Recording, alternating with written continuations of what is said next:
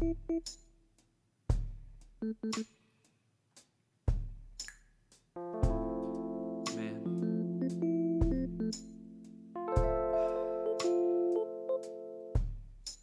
I contemplate suicide, you sit there lying by my side, asking me why I want to die.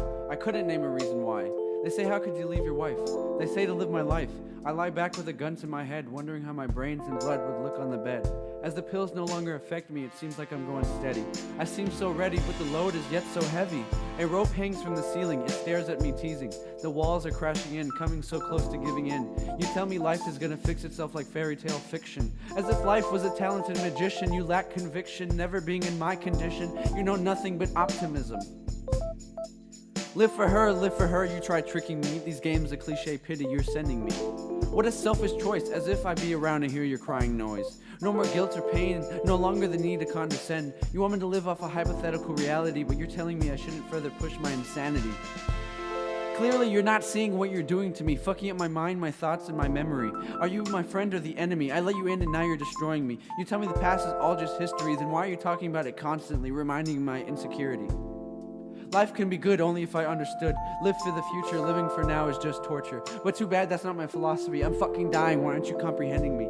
Fuck you forever thinking you had a clue. As if I ever made an attempt to explain my pain to you. You don't know the first of it. You're completely oblivious. Really? You want to know? You never seem curious. I sat here suffering. You there happy, never wondering. I'm fucking depressed and you're too late. There's nothing you can do about it. There's nothing to debate. I'm fucking sick of you and you're assuming too. Don't you wish there was something you could do? Oh, but you forgot about me. Daniel, who? You think I'm doing this for attention? You clearly forgot to mention. It's not fucking about you. It's not what you did, it's what you didn't do. Sorry that I keep repeating that you did in fact leave me. Why are you crying? You're not fucking hurt. I'm the one fucking dying. How about you look away? You won't feel as bad. Maybe one day you'll look back and have a laugh. It's my life to take. There's nothing of yours at stake. How about I slip my wrist? But maybe it'll hurt. Should I take the risk? I remember all the times we used to share.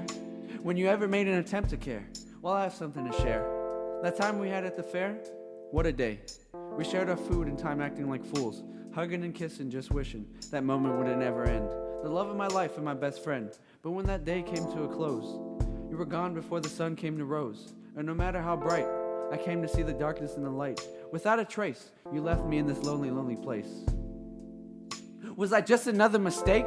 Now you're telling me those feelings of love were fake? You got something else to confess? I don't think you can make this any more of a mess. Hey, how about you do it? How about you shoot it? No more metaphorically killing me. You could do it literally. No, it's fine. If you don't do it now, you'll indirectly in time. Just hold on, darling, and pull the trigger. It's quite exciting. I can't imagine how hard it must be to resist, knowing how you hate me in my existence. Maybe you could poison me and watch as I die slowly. You sadistic little bitch, just fucking end this shit. What is it, too dramatic? I think it'll be quite fantastic. You'll see me take my final breaths and take the life out of me or whatever is left. So I got a story. I remind myself of it every morning. Don't worry, I'll keep it short. It's not that boring. Do you remember my father? Well, don't bother. I never mentioned him. Well, he served in the Marines as an enlisted man. A 4-year tour, he's seen his fair share of the horror. Unable to count his wounds, being the second last man in his platoon. The bodies reeked, having to hide in them for weeks. Killing so many men, it was too much for him. Kill or be killed, it wasn't for the weak, it was for the skilled. A pool of blood, the souls of the valiant mixed within the mud. After months of time, they've been captured and now work in mines. Whipped and beaten, faster, they be screaming. Talk back and that'd be your tongue. Fight back and you'd be hung. One day the guard went away and left his gun. Their first reaction was to run. My father's friend grabbed it. We need to escape. Oh, all of that is too late. What are you saying? Life isn't worth living. I'm staying. And my father didn't make a sound, not a peep, and he ran out of there like he did many times in his sleep. My father would tell me that story every day, and every single time he'd tell me the same way.